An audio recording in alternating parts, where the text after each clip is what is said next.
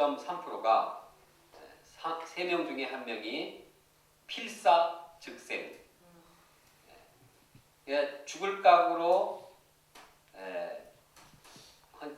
도전하지 않으면은 죽을 각오를 해야만이 살아남을 수 있다 하는 그런 이 얘기를 하였습니다.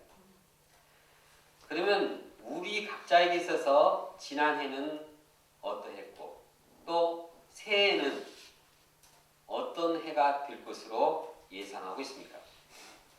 우리가 한 해를 돌이켜보면서 또 새해를 준비하면서 한 해를 평가하고 또 새해의 방향을 잡기를 원합니다. 본문은 사도 바울이 어떻게 일했는가를 말씀하고 있습니다. 우리는 사도 바울의 이 본문의 내용을 통하여서 새해 방향을 잡는 데 도움을 얻기를 원합니다. 첫째, 예수님의 주 되심을 전했습니다. 원래 사도 바울은 예수님을 믿지 않았습니다. 믿지 않을 정도가 아니라 예수님을 미워했습니다. 예수님 믿는 사람을 핍박했습니다.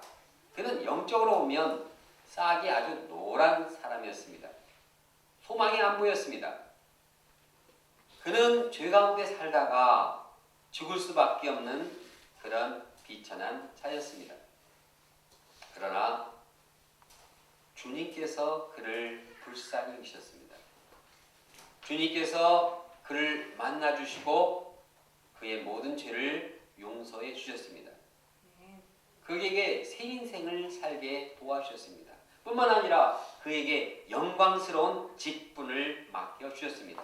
이 직분은 복음을 전파함으로써 영적인 생명을 살리도록 하는 귀중한 직분이었습니다. 이 직분을 감당하는 인생을 살게 되었습니다. 그러나 복음을 전파하는 영광스러운 직분에 고난과 환난이 닥쳤습니다. 너무나 힘든 그러한 어려움이 그에게 있었습니다. 그러나 그가 낙심하지 않았던 까닭은 주님께서 자기를 긍휼히 여기시고 구원하신 그 은혜를 생각했기 때문입니다. 죄로 인해서 죽고 심판을 받을 수밖에 없는 자신을 하나님께서 구원하시고 은혜로 영광스러운 직분을 맡게 하신 것을 기억할 때 그는 다시 일어나서 도전할 수 있었습니다. 이제 그는 자신이 어떤 자세로 일을 했는가를 말씀하고 있습니다. 그는 다른 사람이 볼 때만 하나님의 말씀을 지키는 척 하다가 사람들이 안 보면은 그냥 자기 나름대로 그냥 숨어서 부끄러운 일을 행하는 그런 사람이 아니었습니다. 사람이 있을 때나 없을 때나 하느님 앞에서 진실되게 정직하게 충성스럽게 모든 일을 감당했습니다. 그는 하나님의 일을 한답시고 그것을 이용해서 다른 사람들을 이용해 먹거나 사리사욕을 취하지 않았습니다. 그는 하나님의 말씀을 전할 때 순수하게 진리를 왜곡하지 않고 그대로 전했습니다. 세상 철학이나 세상의 사상을 막 짬뽕을 해가지고 말씀을 혼란스럽게 하지 않았습니다. 그는 순수하게 진리의 복음만을 전했습니다. 이 점에 있어서 그는 다른 어떤 사람들 앞에서도 당당하게 자신을 내세울 수 있을 정도였습니다. 그러면 사도 바울이 전하는 그 내용이 무엇이었습니까? 그는 그리스도 예수의 주 되심을 전했습니다. 다 같이 5절 말씀을 함께 읽겠습니다. 시작. 우리는 우리를 전파하는 것이 아니라 오직 그리스도 예수의 주 되신 것과 또 예수를 위하여 우리가 너희의 종된 것을 전파하니라. 사도 바울은 여러 가지 어려움이 있고 비난이 따르고 오해를 받았지만 한결같이 예수 그리스도께서 주가 되신다는 사실을 전파했습니다. 이것이 복음의 핵심 내용입니다. 그는 예수 그리스도께서 우리의 죄를 위해서 십자가에 피 흘려 돌아가시고 사흘 만에 부활하셔서 땅과 하늘의 모든 주가 되셨다는 것을 전파했습니다. 왜 바울이 다른 많은 것을 증거할 수 있었지만 예수 그리스도께서 주가 되신다는 그 복음의 핵심을 전파했을까요? 그것은 이로 말미암아서 구원을 얻기 때문입니다. 다른 것으로는 구원이 없습니다. 예수 그리스도께서 우리의 주가 되신다는 것을 전하고 이것을 받아들임으로 인해서 거기에 구원이 있기 때문입니다. 로마서는 말씀합니다. 네가 만일 네 입으로 예수를 주로 시인하며 또 하나님께서 그를 죽은 자 가운데서 살리신 것을 내 마음에 믿으면 구원을 얻으리라. 구원은 예수 그리스도를 주로 믿고 시인하는 데 있습니다. 예수 그리스도를 주로 믿을 때 거기에는 은혜가 있고 평강이 있습니다. 아무리 세상이 어렵고 두렵게 하고 힘들게 해도 예수 그리스도를 믿을 때 거기에 놀라운 평강이 있습니다. 그래서 사도 바울은 성도들에게 쓴 그 서신서마다 그 첫 부분에 주 예수 그리스도로 말미암아 너희에게 은혜와 평강이 있을지어다. 이것은 그냥 인사말이기도 하지만 거기에는 놀라운 진리가 담겨 있습니다. 거기에는 복음의 핵심이 나와 있습니다. 어떤 어려운 상황에서도 예수 그리스도를 주로 영접할 때 거기에 하나님이 주시는 놀라운 은혜가 있고 평강이 있는 것입니다. 그래서 그는 예수 그리스도께서 주가 되신다는 사실을 집중해서 전파했습니다. 그는 이것을 자신의 삶을 통해서 증거했습니다. 그는 결코 자기를 드러내지 않았습니다. 다른 것을 전하지 않았습니다. 예수 그리스도 그분을 주님으로 증거하고 있습니다. 그리고 예수님을 전했고 그는 예수님이 주가 되신다는 사실을 전하기 위해서 사람들의 종이 되는 것을 마다하지 않았습니다. 왜 바울이 이처럼 주 예수 그리스도를 전하는 그런 삶을 살게 되었을까요? 이것은 그 인생의 체험이 분명했기 때문입니다. 다시 말해서 그는 예수 그리스도를 주로 영접하는 가운데 새로운 삶을 살게 되었고 완전히 그 삶이 달라졌기 때문입니다. 그 은혜를 잊지 못하고 이것이 자기를 변화하게 했고 이것이 자기가 증거해야 할 것을 알았기 때문입니다. 원래 그는 예수님을 핍박했는데 아주 적극적인 사람이었습니다.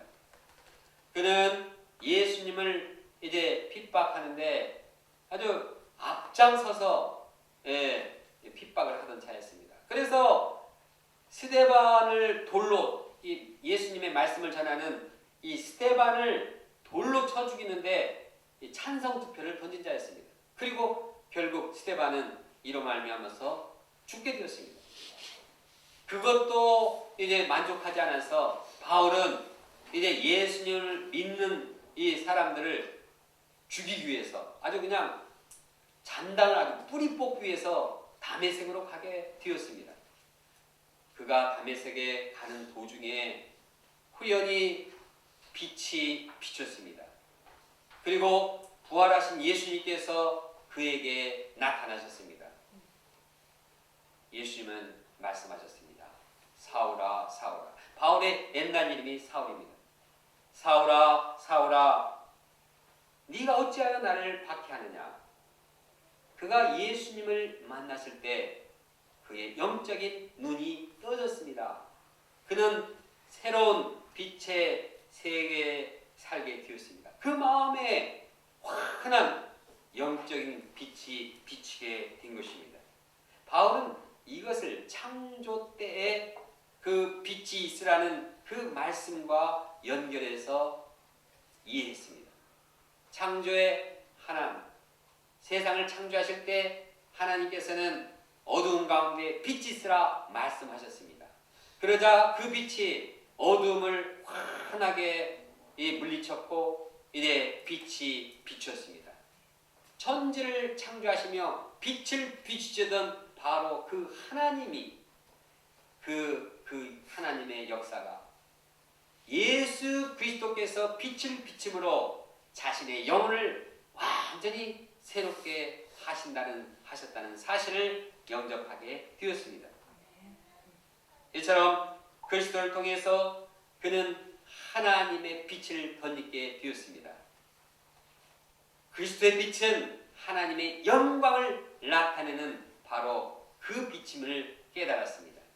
그는 예수 그리스도가 바로 하나님이심을 영접하게 된 것입니다.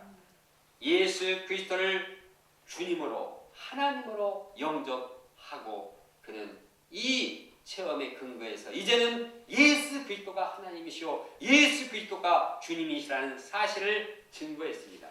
이를 전하기 위해서라면 자신은 사람의 종이 되기를 주저하지 않았습니다. 그러므로 우리가 전해야 될 내용이 무엇입니까?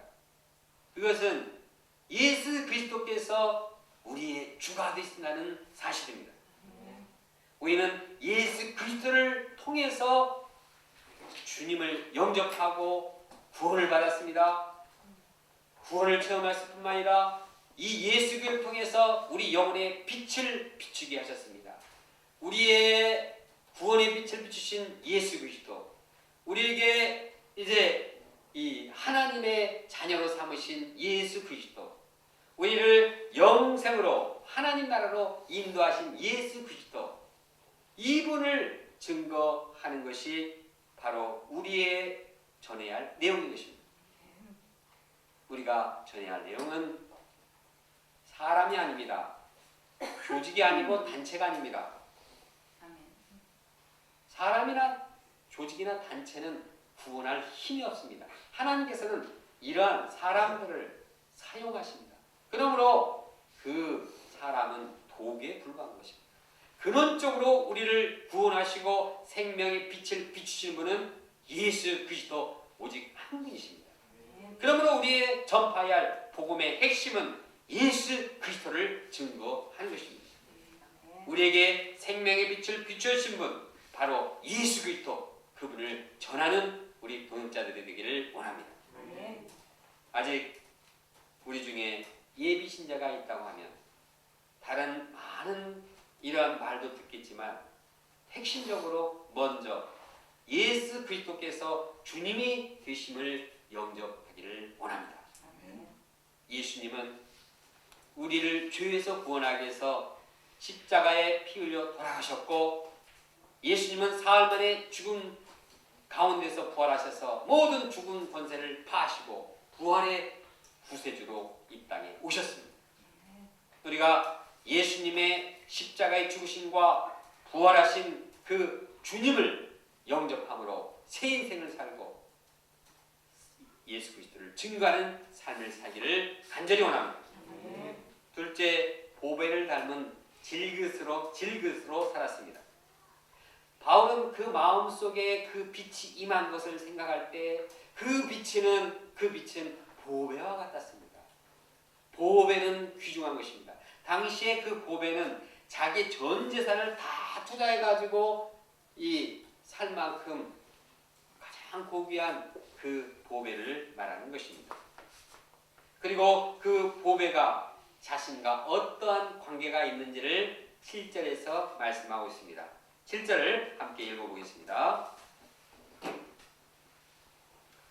시작. 우리가 이 보배를 질그릇에 가졌으니 이는 심히 큰 능력이 하나님께 있고 우리에게 있지 아니함을 알게 하려 하느라. 왜 예수 그리스도 또한 그분이 전한 복음이 보배입니까? 이 보배는 이 세상에서 다른 어떤 것과 비교할 수 없는 귀한 것이기 때문입니다. 이 보배로 인해서 우리는 생명을 얻게 되었습니다. 이 보배로 인해서 우리는 죄사함을 이루게 되었습니다. 이 보배를 위해서 우리는 영생과 하나님 나라를 얻게 되었습니다. 인생에 있어서 가장 고귀한 것은 바로 예수 그리스도와 그분의 복음인 것입니다. 바울은 이 보배를 보존하고 전파하는 직분을 맡았습니다. 즉 그는 보배를 담은 그릇이 되었습니다. 그런데 이 그릇이 금그릇이 아니고 은그릇도 아니고 쇠그릇도 아니었습니다. 그 그릇은 어떤 그릇입니까? 질그릇입니다. 질그릇은 어떤 그릇입니까? 값싼 그릇입니다. 뭐 값싸다는 게 중요한 건 아니지만 그냥 불에 달궈 가지고 그냥 탁 던지면은 그냥 놓으면은 바삭 깨지는 아주 약한 것이 질그릇입니다. 현재 고난과 핍박 가운데 있는 사도 바울은 마치 질그릇과 같은 존재였습니다. 그는 유대인들의 박해를 받으면서 그 생명의 위기가 있었습니다. 유대인들은 그를 짱돌로 쳐서 죽이고자 했습니다. 유대인들은 바울을 감옥에 쳐넣으려고 했습니다. 바울이 아무리 머리가 좋은 사람이라도 짱돌에 맞으면 자칫하면 죽습니다. 바울은 헬라의 이 인본주의자들, 헬라의 이성주의자들 앞에서 비난을 받았습니다. 어리석은 그런 자다. 그 교회까지 파고 들어와가지고 바울을 방해하고 바울이 가짜다고 이렇게 위협했습니다. 또한 바울은 세속주의, 쾌락주의 세력, 이 세력 앞에서 인간적으로 어떻게 막아낼 아무런 힘이 없었습니다. 바울은 언제 깨질지 모르는 그러한 연약한 자였습니다. 바울은 많은 환난과 박해를 받으면서 자신이 정말 질그릇 같구나, 자신이 정말 아무것도 아니구나, 뭐 이러다가 죽는 것이 참 연약한 인간이구나, 나의 존재구나, 이런 것을 깨닫게 되었습니다. 그러면서 그가 한 가지 또 깨달은 것이 있었습니다.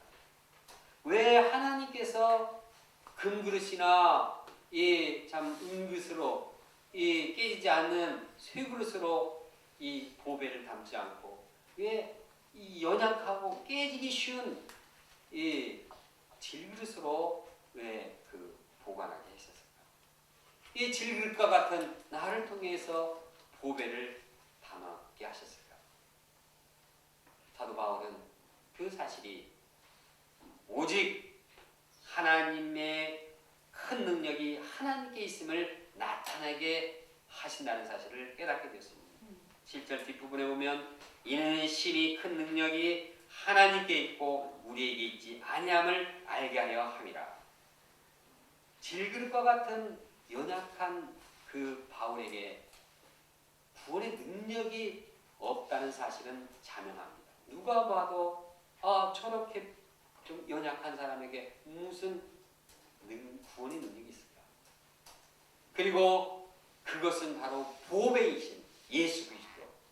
그 복음이 보배라서 구원의 능력이 있게 되는구나. 이렇게 깨닫게 하는 것입니다. 우리를 질그릇으로 보배를 담게 하는 것은 오직 구원의 능력이 보배에만 있다는 사실을 나타내기 위해서입니다. 그러면 질그릇과 같이 이렇게 연약한 사도 바울이 왜 망하지 않았습니까? 그것은 하나님께서 보호해 주셨기 때문입니다. 그는 고백합니다. 우리가 사방으로 우겨쌈을 당하여도 쌓이지 아니하며 답답한 일을 당하여도 낙심하지 아니하며 박해를 받아도 버림받지 아니하며 거꾸로 트림을 당하여도 망하지 아니하고. 바울은 복음을 위해서 아주 영적인 전쟁을 치열하게 싸웠습니다. 그는 죽음의 위기를 당했습니다. 그는 정말 너무나 어려워서 깨질 수밖에 없는 상황에 처했습니다. 그러나 그는 낙심하지 않고 그는 망하지 않았습니다. 그 이유는 질그릇 속에 담긴 그 보배가 너무 귀하기 때문입니다. 이 보배가 귀하기 때문에 하나님께서는 이 보배를 담은 질그릇도 보호해 주시는 것입니다. 이를 통해서 바울을 지탱해 준 그 힘이 자신에게 있는 것이 아니라 하나님께 있음을 확신하게 되었습니다. 하나님께 큰 능력이 있고 예수 그리스도께 큰 능력이 있고 복음에 큰 능력이 있고 자기는 질그릇과 같이 연약한 자라는 사실을 확신했을 때 그의 어떤 삶을 살았습니까? 그는 항상 그리스도의 죽으심을 짊어지는 삶을 살았습니다. 그래서 그 질그릇 같은 그 자신의 몸에 예수님의 생명력이 살아있도록 한 것입니다. 10절과 11절을 함께 읽겠습니다. 시작. 우리가 항상 예수의 죽음을 몸에 짊어짐은 예수의 생명이 또한 우리 몸에 나타나게 하려 함이라. 우리 살아있는 자가 항상 예수를 위하여 죽음에 넘겨짐은 예수의 생명이 또한 우리 죽을 육체에 나타나게 하려 함이라. 바울은 예수님의 고난과 죽음을 짊어지고 적극적으로 고난에 동참했습니다. 그는 어디를 가든지 고난과 죽음을 무릅쓰고 도전했습니다. 그는 고백했습니다. 나는 날마다 죽노라.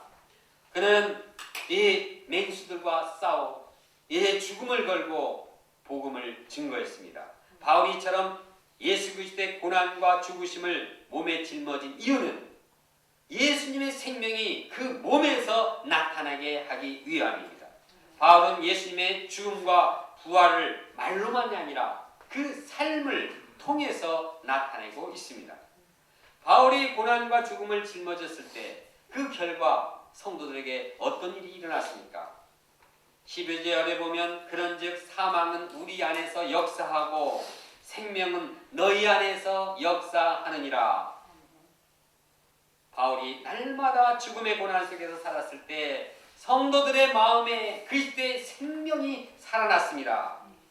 영적으로 죽은 생명들이 살아났습니다. 다시 말해 바울 안에 그리스도 예수의 고난과 죽음이 함께할 때 성도들의 그 마음 가운데 생명이 힘있게 약동했습니다. 이처럼 목자가 고난과 희생을 짊어질 때 그리스도의 생명이 양떼들 가운데 나타나게 되는 것입니다. 그러므로 목자는 고난을 사랑하고 희생을 사랑해야 합니다. 그런 죽음의 희생이 없이는 양들의 생명이 살아날 수 없습니다. 이는 마치 산모가 아이를 해산할 때 그 해산의 수고와 이 고난을 감당해야만이 이 아이가 살아날 것 같습니다. 목자가 양들을 위해서 해산의 수고를 감당하지 않을 때 거기에 영적인 생명이 살아날 수가 없습니다. 저는 질그릇과 같이 연약한 자입니다.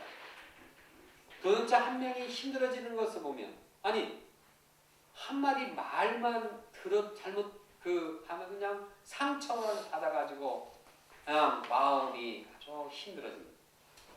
도전자 한 사람 힘들어지면 그냥 정신이 없습니다. 요즘은 이제 생각할 때 제 마음에 참 염려가 있는데 올해 지연 목사님을 파송하고 내년에는 이 정마가 엘리사벳 목사님 또 제니퍼 목사님을 파송하게 됩니다. 그러면 누가 캠퍼스 신방하지?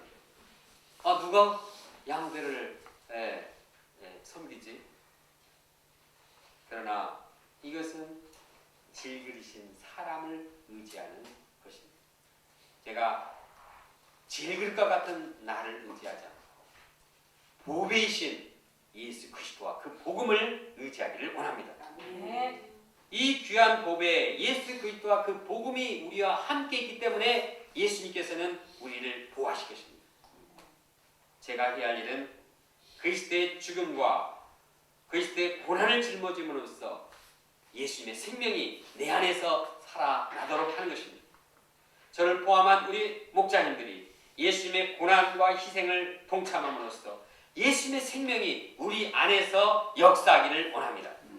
우리 속에 예수님의 고난과 희생이 활동할 때 양들 가운데 생명이 역사하게 될 것입니다.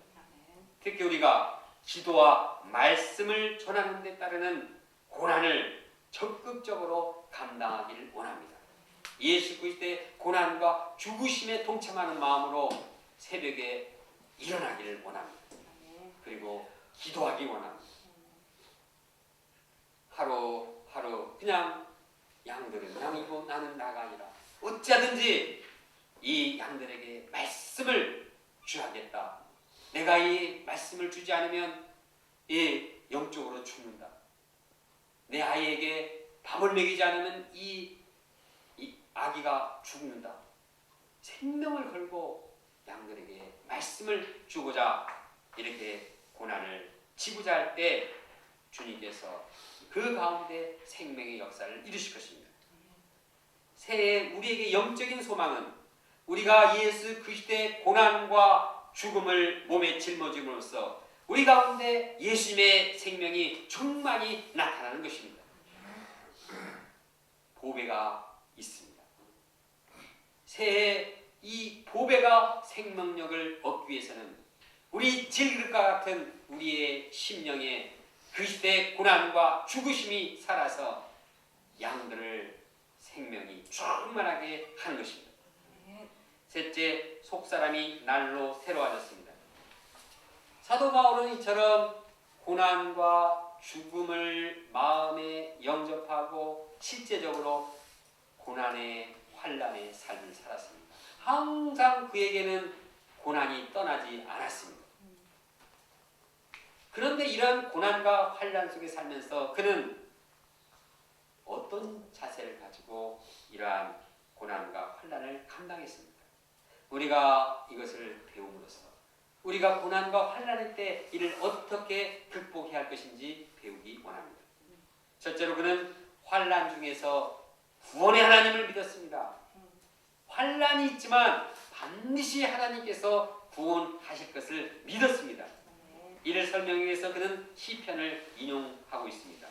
13절에 보면 기록된 바 내가 믿었으므로 말하였다는 것 같이 우리가 같은 믿음의 마음을 가졌으니 우리도 믿었으므로 또한 말하노라. 이 말씀의 배경은 다음과 같습니다.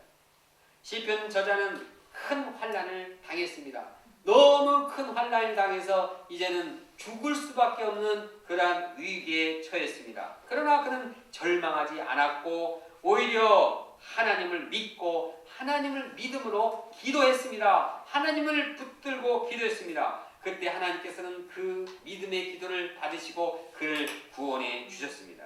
이와 같이 사도 바울은 죽을 것 같은 많은 고난과 환난과 시련이 있었지만 그는 구원의 하나님을 믿고 그 하나님을 믿음으로 기도했습니다.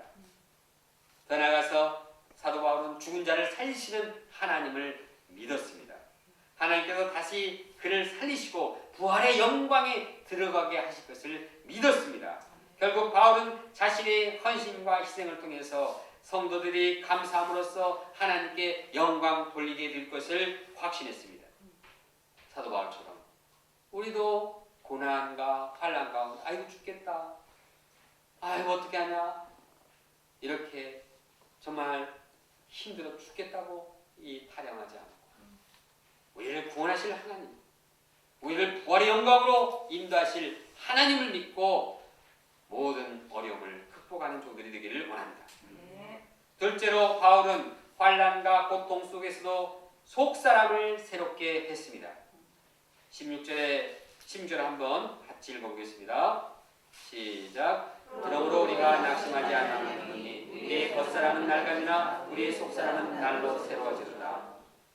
사도 바울은 늙은 나이에 끊임없이 고난을 받았습니다. 그러니까 그 마음이 점점 힘들어질 뿐만 아니라 육신도 낡아지고 점점 힘이 떨어졌습니다. 그러나 고난 속에서 오히려 그 속사람은 날로 새로워졌습니다. 속사람이 무엇입니까? 속사람은 예수님을 믿음으로써 그 마음에 새롭게 태어난 생명입니다. 이 믿음으로써 이 새롭게 생긴 그 생명은 고난을 받으면 받을수록 더욱 새로워졌습니다. 왜냐하면 그 고난 속에서 예수 그리스도의 고난을 체험하고 예수 그리스도의 고난 통하여서 죽음을 체험하기 때문입니다. 고난 속에서 그는 마음이 더욱더 새로워지고 예수님을 닮아갔습니다. 고난 속에서 예수님을 체험함으로 예수님의 형상을 던지게 되었습니다. 속사람을 새롭게 한다는 것은 고난과 환난 속에서 내 옛 본성은 죽고 예수 그리스도의 고난과 죽음에 합함으로써 고난의 그것을 통해서 부활의 생명력을 던지는 것입니다. 사도 바울의 모습은 우리 신자들에게 모범이 됩니다. 많은 신자들은 신앙생활을 오래 하면 할수록 겉사람뿐만 아니라 속사람까지도 낡아갑니다. 그래서 그냥 새로워지기는커녕 점점 낡은 가죽바대가 되어갑니다. 거기에는 참신함도 사라지고 그냥 지난주 예배 나왔으니까 이번 주도 나오고 와서 자리 채워줘야지 이렇게 그냥 형식적인 신앙생활이 쉽습니다. 많은 신자들이 다 대부분 이렇게 하니까 사도 바울처럼 이 속사람이 늙을수록 더 새로워진다는 것은 비정상처럼 보입니다. 비정상이 많아지면 이 비정상이 정상이 되고 정상이 비정상이 되는, 전에 우리가 말씀을 전하지 않은 것이 비정상이었는데 말씀을 전하지 않는 것이 아주 정상이고 말씀 전하는 것이 비정상처럼 보이는 것은 정상이 아닙니다. 이 비정상 정상을 하다 보니까 헷갈리는데 사도 바울이 정상입니다. 사도 바울과 같이 늙어갈수록 마음이 점점 새로워지는 것이 그것이 정상입니다.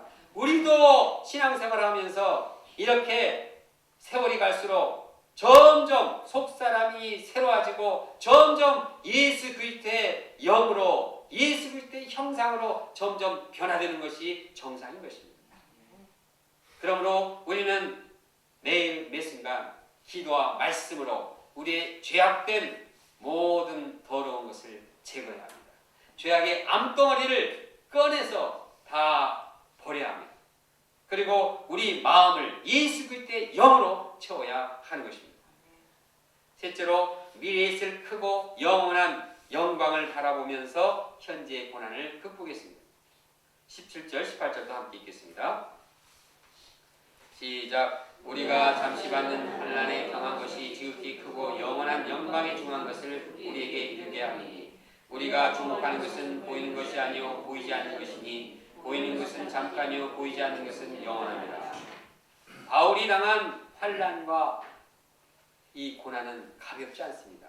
그런데 그는 이것이 가볍다고 했습니다. 왜 그렇습니까? 미래에 받게 될 그 영광이 너무나 크고 영원한 것이기 때문에 이것을 생각하면 현재 고난은 가볍게 여겨진다는 것입니다.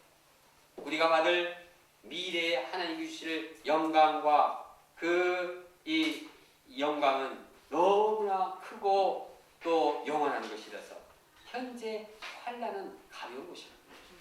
우리가 환난과 고난을 당할 때 아이고 이거 어떻게 하나, 이러다가 죽으면 어떻게 하나, 그것만 생각하지 않아요. 정말 미래에 영원토록 큰 영광이 함께 있고 현재 이것은 금방이다 이렇게 생각하고 가볍게 감당하기를 원합니다. 결론적으로 사도 바울은 예수 그리스도의 주도심을 전했습니다.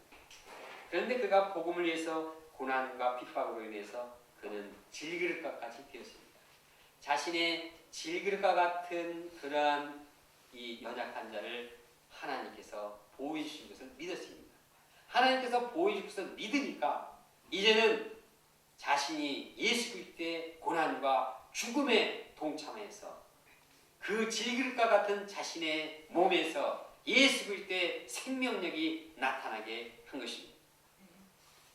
고난과 환난 속에서 오히려 속사람을 새롭게 하고 예수 그리스도의 형상을 담게 되었습니다. 새해 우리가 질그릇과 같은 연약한 자신을 의지하지 말고 보배이신 예수 그리스도와 그분의 복음을 의지하기 원합니다. 그분의 고난과 죽음을 통한 구원의 역사, 부활의 생명력을 우리가 짊어지기를 원합니다. 그래서 우리가 우리 가운데 생명 역사가 충만하기를 원합니다. 우리의 속사람이 날로 새롭게 되기를 원합니다. 우리가 질그릇에 속합니다. 질그릇을 바라보면서 새해 똑같이 절망에 빠지지 않고 연약함에 빠지지 않고 우리를 새롭게 하시는 예수 그리스도, 보배이신 예수 그리스도, 그 복음이 우리 안에 역사함으로써 정말 우리의 생명이 새롭게 되는 새해를 맞이하기를 간절히 기도합니다. 그래서 우리 가운데 우리뿐만 아니라 양떼들의 생명이 우리 가운데 충만하기를 기도합니다. 다 같이 7절 말씀을 함께 읽겠습니다.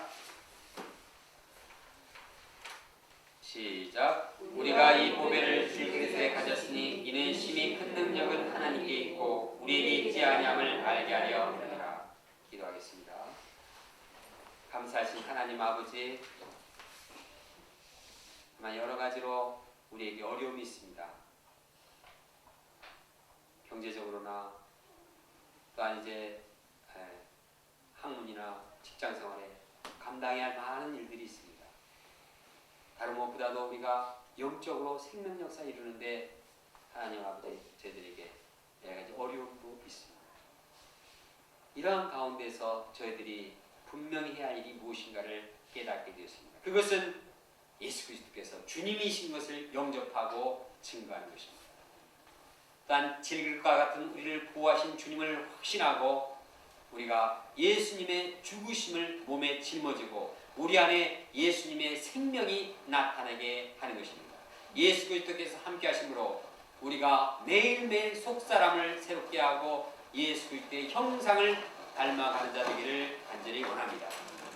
성령께서 우리와 함께 하심으로 이제 우리가 속사람이 새롭게 되고 우리 새해 소망이 저희들이 새롭게 되고 저희들을 통하여서 양떼들의 생명력이 충만한 이러한 역사를 바라보게 도와주시옵소서.